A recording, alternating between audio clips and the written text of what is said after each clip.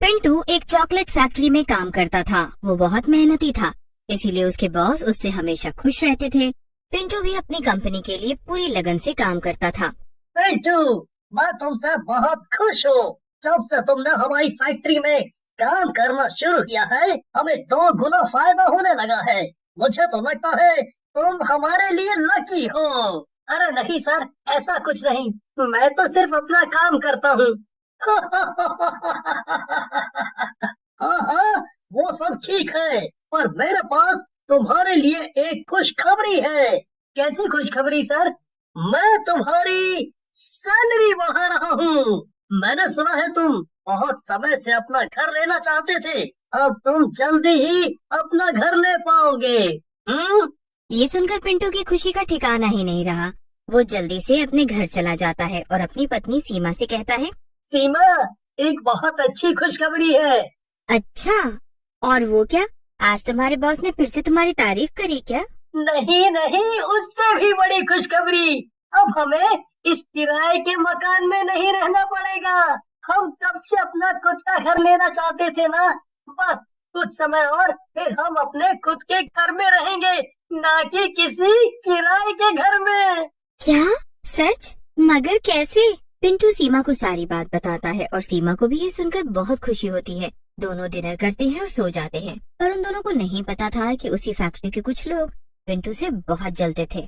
उनमें से एक हरीश था। असल में हरीश पिंटू से पहले से उस फैक्ट्री में काम कर रहा था, पर जब से पिंटू वहाँ काम करने आया, बॉस के साथ साथ सभी लोग बस पिंटू की ही तारीफ किया करते थे। ऊपर से जब पिंटू की सैलरी बढ़ा दी गई तो हरीश का गुस्सा और भी ज्यादा बढ़ गया था। अगले दिन सुबह सुबह पिंटू नौकरी पर आ जाता है और हरीश उसका इंतजार ही कर रहा था। हरीश पिंटू के पास एक मिठाई का डब्बा लेकर आता है और उससे कहता है, पिंटू भैया, ये लो मिठाई का डब्बा। मेरी बेटी की शादी तय हो गई है। मैं सबसे पहले मिठाई तुम्हारे लिए ही लाया हूँ। तुम इतने खास जो हो मेरे लिए। ओह हरीश भाई, मुबारक हो। और मिठाई के लिए धन्यवाद। मैं इसे घर जाकर अपनी पत्नी के साथ खाऊंगा। हरीश चला जाता है और शाम को पिंटू वो मिठाई का डब्बा लेकर घर आ जाता है। सीमा पिंटू को डब्बे के साथ देखकर कहती है, अरे आज अचानक से ये मिठाई क्यों? अरे ये मुझे हरीश भाई ने दी है। उनकी बेटी की शादी तय हो गई है। हरीश भाई? मुझे तो लगता है वो आपको पसंद नहीं करते, पर आज अचानक से ये मिठाई क्यों? अरे नहीं नहीं, ऐसा कुछ नहीं। तभी तो उन्होंने सबसे पहले मिठाई मुझे दी, यहाँ तक कि बॉस से भी पहले। चलो इसे खा कर देखते हैं। अच्छा, तो फिर ठीक है। सीमा और पिंटू मिठाई खाने ही जा रहे होते हैं कि तभी एक डरावनी आवाज आती है, मिठाई को मत खाना। अरे क्या आपने भी वो आवाज सुनी? हाँ सुनी तो, पर वो आई कहाँ से? लगता है हमारे घर में कोई घुस आया है। तभी वो आवाज दोबारा आती है, मिठाई को मत खाना। दोनों इधर उधर देखने लगते हैं। तभी सीमा की नजर पर्दे पर पड़ती है। वहाँ पर्दे के पीछे कोई खड़ा था। सीमा डरते हुए पिंटू से कहती है, पिंटू, वहाँ पर्दे के पीछे कोई खड़ा है, देखो। जब पिंटू उधर देखता है तो वो भी डर जाता है। कौन है वहाँ? बाहर आओ, वरना हम पुलिस को बुला लेंगे। जल्दी बाहर आओ।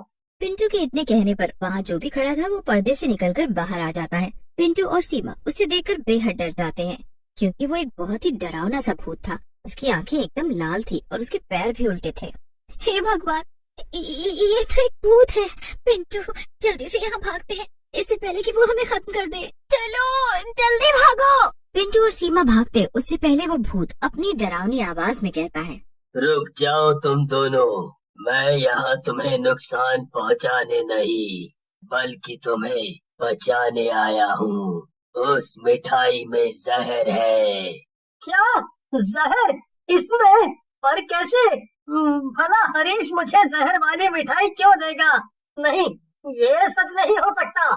अगर नहीं मानते तो खुद इसे खाकर देख लो। मैं कई सालों से उस चॉकलेट फैक्ट्री में भटक रहा था, क्योंकि मैं भी एक समय पर वहाँ काम किया करता था।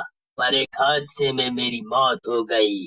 मुझे अपने काम से बहुत प्यार था, इसीलिए मैं उस फैक्ट्री में भूत बनकर भटकने लगा। आज सुबह भी मैं वहाँ था जब मैंने हरीश को मिठाई में जहर मिलाते हुए और फिर तुम्हें देते हुए हे भगवान, मुझे तो लगा ही था।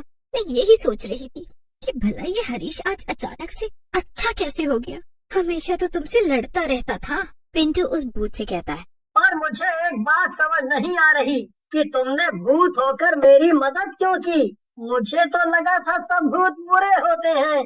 जब मैं उस फैक्ट्री में काम करता था तब मेरे भी कई दोस्त थे, पर फिर मेरी मौत हो गई। मरने के बाद मैं अक्सर वहाँ अपने दोस्तों को देखकर खुश हो लिया करता था, पर फिर वो सब भी धीमे धीमे कहीं और चले गए और मैं एकदम अकेला हो गया। तुम भी मेरी ही तरह मेहनती हो और तुम्हें अपने काम से प्यार है। मुझे बस तुम्हारे लिए बुरा लगा, इसीलिए मैंने तुम्हारी मदद की। तुम्हारा बहुत बहुत शुक्रिया भूत। और हाँ, आज से हम दोस्त हैं। मैं तुमसे हर रोज फैक्ट्री में मिलूंगा। भूत वहाँ से खुश होकर चला जाता है। सीमा पिंटू से कहती है, अरे ये क्या किया तुमने? भूत को दोस्त बना लिया। तुम भी ना अजीब हो। ये तो बिल्कुल शेर को पालतू जानवर बनाने वाली बात हो गई। पता नहीं कब वो भूत तुम्हें ही मार दे। पिंटू और सीमा खाना खाकर सो जाते हैं। अगले दिन जब पिंटू फैक्ट्री पर जाता है तो उसे जिंदा देखकर हरीश को बहुत गुस्सा आता है। अरे ये क्या, ये पिंटू जिंदा कैसे बच गया मेरी जहर वाली मिठाई से? कोई बात नहीं, एक बार मेरा मार खा ली जा सकता है पर बार बार नहीं। इसे तो मैं मार के ही दम लूंगा। पर हरीश को नहीं पता था कि भूत उनकी सभी बातें सुन रहा था। भूत हरीश पर नजर रखने लगता है। हरीश जाता है, चुपके से फैक्ट्री में बनने वाली कुछ महंगी चॉकलेट चुराकर पिंटू के बैग में रख देता है। मैं इतने साल से थोड़ी थोड़ी चॉकलेट चोरी करके घर ले जाता था, पर यहाँ पर किसी को पता नहीं चला कि वो चॉकलेट चोर है कौन। हरीश खुद से ये सब कहकर फिर जोर जोर से शोर मचाने लगता है, जिससे कि फैक्ट्री में काम कर रहे सभी लोग, यहाँ तक कि बॉस भी वहाँ आ जाते हैं। सुनो सुनो, सब सुनो, सब जल्दी आओ, मेरे पास एक बड़ी खबर है। सब सुनो, सब यहाँ। अरे क्या हुआ हरीश, तुमने इतना शोर क्यों मचा रखा है? तुम्हारी वजह से लोगों को काम करने में परेशानी हो रही है।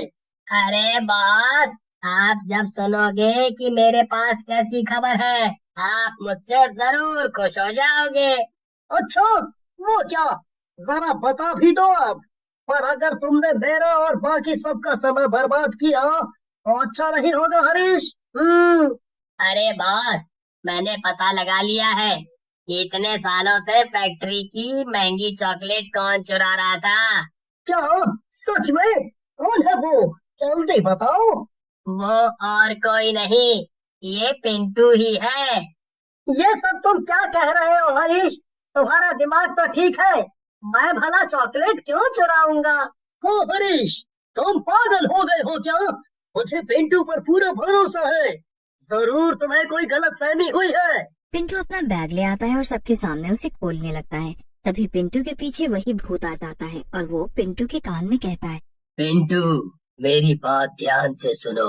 इस हरीश ने तुम्हें फंसाने के लिए सच में तुम्हारे बैग में चॉकलेट डाली थी, पर मैंने उसे हटाकर इस हरीश के बैग में ही डाल दिया है। सब लोग पिंटू का बैग देखते हैं पर उसमें कुछ भी नहीं निकलता। बॉस को हरीश पर बहुत गुस्सा। हरीश, ये सब क्या मजाक था? पिंटू के बैग में कुछ भी नहीं है, तुमने हम सबका समय बर्बाद किया। पर ये कैसे मुमकिन? मैंने खुद इसके बैग में चॉकलेट, मेरा मतलब मैंने खुद इसे अपने बैग में चॉकलेट डालते हुए देखा था। ये चॉकलेट गायब कैसे हो गई? चॉकलेट गायब नहीं हुई हरीश, वो तुम्हारे बैग में है। पिंटू हरीश से उसका बैग छीन लेता है और उसे खोलकर सबको दिखा देता है। उसमें सचमुच वो महंगी चॉकलेट्स थी। बॉस पुलिस बुला लेते हैं और हरीश को पुलिस पकड़कर ले जाती है। इतना ही नहीं, उसे नौकरी से भी निकाल दिया जाता है। सबके जाने के बाद भूत पिंटू के पास आता है। अरे भूत, नहीं नहीं, मेरे दोस्त, मुझे 2 बार बचाने के लिए शुक्रिया। तुम सच में मेरे पक्के दोस्त हो। उसके बाद पिंटू खुशी खुशी फैक्ट्री में काम करने लगता है और वो जल्द ही अपना नया घर भी ले लेता है। फिर वो अपनी पत्नी सीमा और उस भूत के साथ खुशी खुशी रहने लगता है।